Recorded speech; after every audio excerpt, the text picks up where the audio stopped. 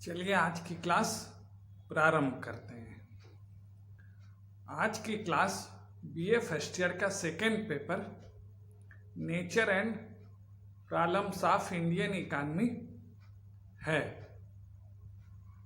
और आज का जो टॉपिक है वो है भारतीय अर्थव्यवस्था की विशेषताएं।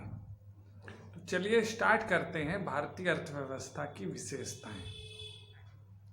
भारत एक विकासोन्मुख राष्ट्र है, यानी भारत विकासशील देश है। तो भारतीय अर्थव्यवस्था की जो मूल विशेषताएं हैं उनको हम दो भागों में बांट करके अध्ययन करेंगे। पहला भाग है परंपरागत विशेषताएं और दूसरा भाग नवीन विशेषताएं। तो चलिए स्टार्ट करते हैं। भारतीय अर्थव्यवस्था की परंपरागत विशेषताएं। ये जो परंपरागत विशेषताएं हैं वो विशेषताएं हैं जो भारत को एक अल्प विकसित राष्ट्र के रूप में विरासत के रूप में 1947 के बाद प्राप्त हुई थी।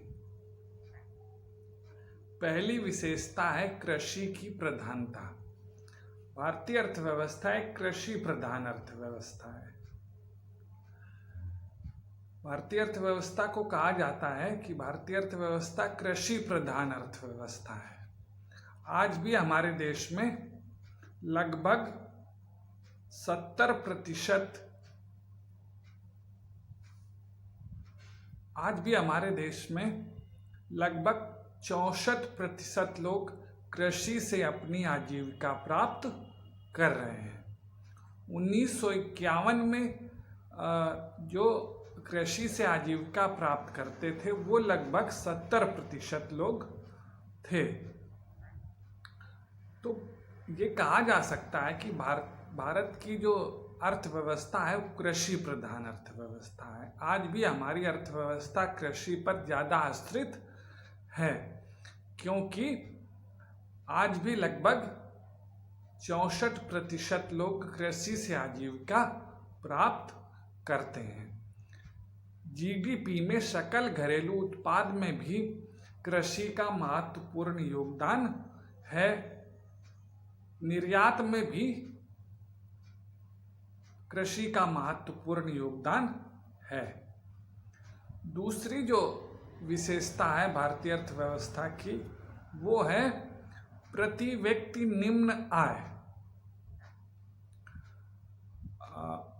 जो विश्व विकास रिपोर्ट 1910 की है उसने जो बताया है कि 2008 में भारत की प्रति व्यक्ति आय केवल $1070 थी, जबकि अमेरिका में ये $47,580 थी। तो जो भारतीय अर्थव्यवस्था की एक विशेषता है वो ये है कि यहाँ के लोगों की जो आय है वो अत्यंत निम्न है।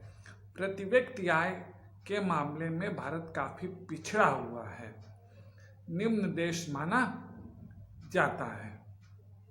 आज भी भारत में लगभग 25% से ज़्यादा लोग गरीबी रेखा के नीचे जीवन यापन कर रहे हैं। तीसरी भारतीय अर्थव्यवस्था की विशेषता है ग्रामीण अर्थव्यवस्था। भारत को गांव का देश कहा जाता है। आज भी भारत में लगभग 6 लाख से ज़्यादा गांव हैं और 400 छोटे और बड़े शहर हैं। आज भी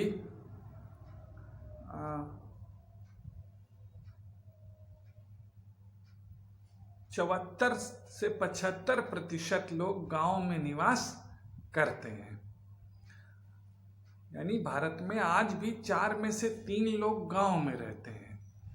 तो भारतीय अर्थव्यवस्था को ग्रामीण अर्थव्यवस्था कहा जाता है।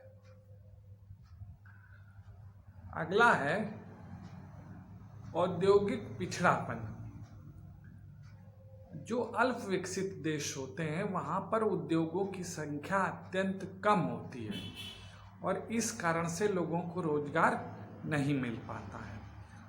तो भारत में भी जो उद्योग हैं उनकी अत्यंत कम संख्या है और इस कारण से भारत में बेरोजगारी भी ज़्यादा है। भारत में लगभग जो 12% जनसंख्या है वो उद्योगों में लगी हुई है या उद्योगों से अपनी आजीविका प्राप्त करती है। जो भारत में उद्योग क्षेत्र है वो लगभग 12% लोगों को रोजगार प्रदान करता है और घरेलू उत्पाद में, सकल घरेलू उत्पाद में इस क्षेत्र का योगदान 25% है। तो जो भारतीय अर्थव्यवस्था की एक विशेषता है वो है औद्योगिक पिछड़ापन। अगली विशेषता है जनसंख्या की अधिकता या जनसंख्या का भारत। भारत में आज लगभग 130 करोड़ से ज़्यादा लोग निवास कर रहे हैं। 2011 की जनगणना के अनुसार भारत में जनसंख्या 121 करोड़ थी। 10 वर्षों में जो भारत की जनसंख्या की वृद्धि दर थी वो 17.64% थी। तो भारतीय अर्थव्यवस्था की एक विशेषता ये भी है कि जनसंख्या का यहाँ पर आकार ज़्यादा है। इसके अलावा जन्म दर भी अन्य देशों की तुलना में भारत में अधिक है। भारतीय अर्थव्यवस्था की अगली विशेषता है पूंजी का अभाव। भारत के अल्प विकास का जो एक मूल कारण है वो है पूंजी का अभाव।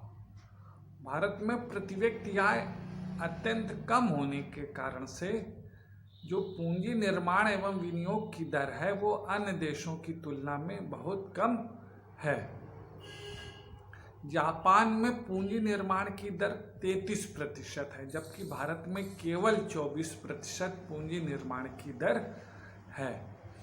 पूंजी का संचय आर्थिक विकास के लिए अत्यंत आवश्यक है। वो अर्थव्यवस्था चाहे पूंजीवादी अर्थव्यवस्था हो या साम्यवादी। तो भारत में जो पूंजी संचय है वो अत्यंत कम है, पूंजी का निर्माण अत्यंत कम है और पूंजी के अभाव के कारण से भारतीय अर्थव्यवस्था आज भी अल्प विकास की श्रेणी में आती है। बेरोजगारी, अगली जो विशेषता है वो भारतीय अर्थव्यवस्था की बेरोजगारी है। भारत में बेरोजगारी की समस्या एक महत्वपूर्ण समस्या है। लगभग भारत में 5 करोड़ से ज़्यादा लोग बेरोजगार हैं और प्रतिवर्ष 62 लाख बेरोजगारों की वृद्धि हो जाती है। जो लोग रोजगार में लगे हैं उनकी भी स्थिति बहुत अच्छी नहीं है, उन्हें नियमित रोजगार प्राप्त नहीं होता है। तो भारतीय अर्थव्यवस्था की जो एक विशेषता है वो बेरोजगारी भी है। यहाँ पर छिपी हुई बेरोजगारी पाई जाती है, मौसमी बेरोजगारी पाई जाती है, संरचनात्मक बेरोजगारी पाई जाती है। अगली जो विशेषता है वो है प्राकृतिक साधनों की प्रचुरता। भारत में जो प्राकृतिक साधन है वो अत्यंत प्रचुर मात्रा में पाए जाते हैं। इस मामले में भारत जो है प्रकृति की उदारता प्राप्त कर रहा है। भारत में जो नदियां हैं वो 12 महीने बहने वाली हैं। यहाँ पर सारी प्रकार के खनिज भंडार पाए जाते हैं। लोहा, कोयला, मैग्नीज, अभ्रक सभी के यहाँ पर अथाह भंडार हैं। वन संसाधन की दृष्टि से भी भारत एक उन्नत राष्ट्र है। लेकिन एक समस्या है कि यहाँ पर प्राकृतिक साधनों की प्रचुरता होने के बावजूद हम इनका समुचित ढंग से विदोहन नहीं कर पाए हैं। अब जो अगली विशेषता है वो है आर्थिक विषमता। भारत में जो एक विशेषता पाई जाती है भारतीय अर्थव्यवस्था की वो ये है कि यहाँ पर आर्थिक विषमता पाई जाती है, यानी अमीर और गरीब के बीच आय और संपत्ति में असमानता है, अमीर अधिक अमीर है, गरीब अधिक गरीब है। भारत में 50% व्यक्तियों को कुल आय का केवल 21.2% ही प्राप्त होता है। इसके अलावा भारत के सभी राज्यों में जो प्रति व्यक्ति आय है वो भी समान नहीं है। सबसे कम बिहार की आय रही है और सबसे अधिक आय जो है वो गोवा की रही है। ये भारतीय अर्थव्यवस्था की एक विशेषता है, आर्थिक विषमता। अगली जो विशेषता है भारतीय अर्थव्यवस्था की वो है आर्थिक निर्भरता। जो भारत रहा है वो औपनिवेशिक शोषण का शिकार रहा है। भारत में औपनिवेशिक शोषण करने वाले पूंजीवादी देश ने, जो कि इंग्लैंड था, ऐसा एक विदेशी व्यापार का ढांचा स्थापित किया है जिससे देश में जो प्राथमिक वस्तुएं हैं, यानी प्राथमिक वस्तुओं का ही हम लोग निर्यात अधिक मात्रा में करते हैं और जो औद्योगिक वस्तुएं हैं वो हमें बाहर से आयात करनी पड़ती हैं। तो हमें इस तरह से जो एक ढांचा प्राप्त हुआ है, अंग्रेजों के द्वारा प्रदान किया गया है, जिससे कि हम प्राथमिक वस्तुओं का निर्यात कर पाते हैं और जो तकनीकी वस्तुएं हैं, औद्योगिक वस्तुएं, मशीनें हैं, उनका हमें आज भी आयात करना पड़ता है। अगली जो विशेषता है वो है रूढ़वादिता। भारत में आज भी जो सामाजिक ढांचा है वो रूढ़वादी है। आज भी यहाँ पर जातिवाद, छुआछूत आदि पाया जाता है। भारत में बाल विवाह, मृतक भोज, विवाह के पश्चात दावतें आदि जो तमाम अनुत्पादक के कार्य हैं वो आज भी होते हैं और उनको पूरा करने के लिए कर्ज लिया जाता है। तो भारत का जो ढांचा है वो आज भी रूढ़िवादी है, जो विकास में एक प्रमुख बाधक है। निर्धनता, अगली विशेषता है निर्धनता। भारत में अधिकांश जनसंख्या गरीबी की रेखा के नीचे जीवन यापन कर रही है। लगभग 1999 2000 में गरीबी रेखा के नीचे जो लोग जीवन यापन कर रहे थे वो 26.2% से, जो कि 2004-05 में बढ़कर के 21.8% हो गए हैं। ये कहा जाता है कि आज भी भारत में लगभग 25% से ज़्यादा लोग गरीबी रेखा के नीचे जीवन यापन कर रहे हैं। सबसे जो गरीब राज्य है वो उड़ीसा है, जहाँ पर लगभग 47% जनसंख्या गरीबी रेखा के नीचे जीवन यापन कर रही है और सबसे कम जम्मू कश्मीर में 5.4% लोग गरीबी रेखा के नीचे जीवन यापन करते हैं। तो भारतीय अर्थव्यवस्था की एक विशेषता निर्धनता भी है। अगली जो भारतीय अर्थव्यवस्था की विशेषता है वो है परिवहन व संचार साधनों का अभाव। यहाँ पर परिवहन और संचार साधनों का अभाव है। आज भी भारत के बहुत से क्षेत्र हैं जहाँ पर कि यातायात की पहुँच सुलभ नहीं हो पाई है। कच्ची सड़कें भारत में अधिक हैं। यद्यपि अब सड़कों का निर्माण हो रहा है, बहुत से गांव हैं जो सड़कों से जुड़े नहीं हैं। यहाँ पर संचार साधनों का भी विकास अत्यंत कम हुआ है विकसित देशों की तुलना में। अगली जो भारतीय अर्थव्यवस्था की विशेषता है वो है कुशल श्रम व तकनीकी ज्ञान का अभाव।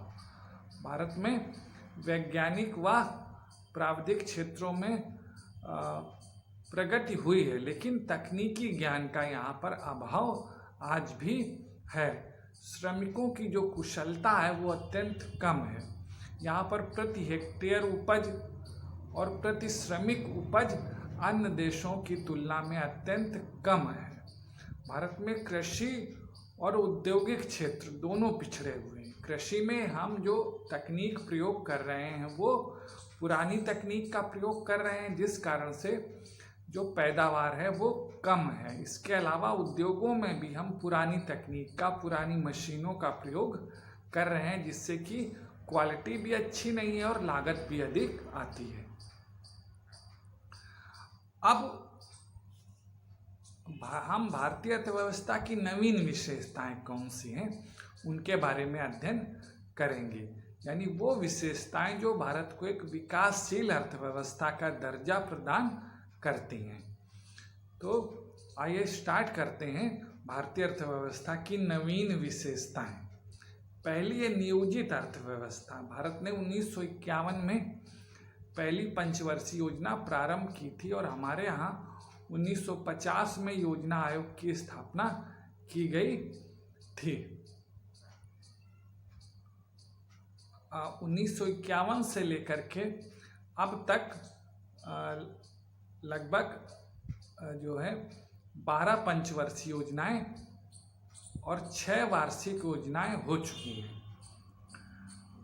तो भारतीय अर्थव्यवस्था की एक जो नवीन विशेषता है कि हमारी जो अर्थव्यवस्था है वो नियोजित अर्थव्यवस्था है। यद्यपि अब योजना आयोग को भंग करके नीति आयोग की स्थापना कर दी गई है।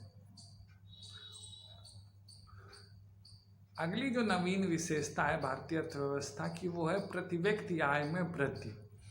भारत में आज़ादी के पश्चात जो प्रति व्यक्ति आय है उसमें निरंतर वृद्धि हो रही है।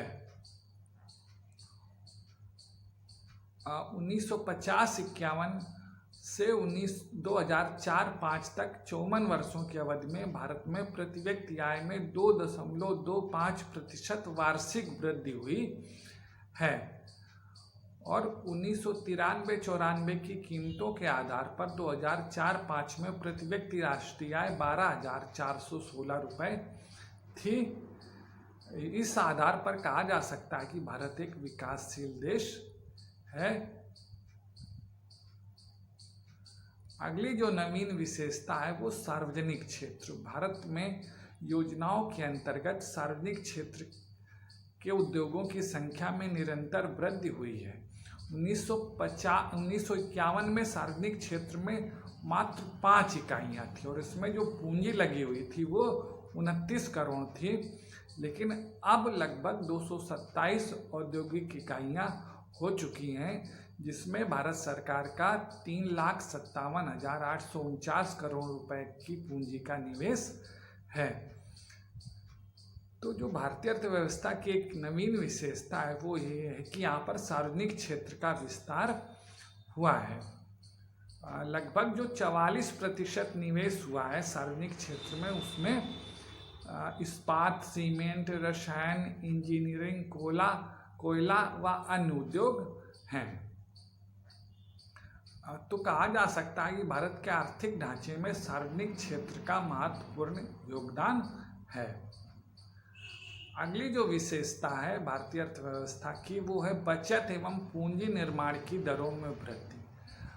लगातार भारत में बचत एवं पूंजी निर्माण की दरों में वृद्धि हुई है, जो इस बात को बताता है कि भारत एक विकासशील राष्ट्र हो गया है। 1950-51 में घरेलू बचत 10.4% थी, जो कि लगभग 2008-09 में बढ़ करके 32.5% हो गई है। इसी प्रकार जो पूंजी निर्माण की दर थी वो 1950-51 में 10.2% थी, जो बढ़ करके 35.6% हो गई है। अगली जो नवीन विशेषता है भारतीय अर्थव्यवस्था की वो है समाजवादी व्यवस्था की ओर। भारत का जो संविधान है वो समाजवादी व्यवस्था की मान्यता को लेकर के चल रहा है। इसके लिए भारत की जो सरकार है वो आर्थिक विषमता को कम करने का बराबर प्रयत्न कर रही है। इसी को ध्यान में रख करके जमींदारी प्रथा की समाप्ति की गई, कृषकों को उनकी भूमि के अधिकार दिलाए गए और जो भूतपूर्व देशी रियासतों के राजा थे उनको प्रतिवर्ष समाप्त किया गया। सार्वजनिक क्षेत्र में अनेक उपक्रम स्थापित किए गए और बैंकों का राष्ट्रीयकरण किया गया। इसके अलावा कृषि जोतों की उच्चतम और न्यूनतम सीमा निर्धारित की गई। खाद्यान्नों का राजकीय व्यापार किया गया। कृषि और आंदोलन का विकास, सहकारी आंदोलन का विकास किया गया। कृषकों को ऋण मुक्त घोषित किया गया। तो इस प्रकार की तमाम प्रकार की जो नीतियां बनाई गई, जिससे कि भारतीय अर्थव्यवस्था समाजवादी व्यवस्था की ओर अग्रसर है। बैंकिंग सेवाओं का विकास। आज़ादी के बाद लगातार भारत में बैंकिंग और बीमा जो कंपनियां हैं उनका विस्तार हो रहा है। आज जो आधुनिक बैंक हैं वो छोटे कस्बों और गांव तक उनकी पहुंच हो गई है। 1949 में रिजर्व बैंक का राष्ट्रीयकरण किया गया। इसके अलावा 1955 में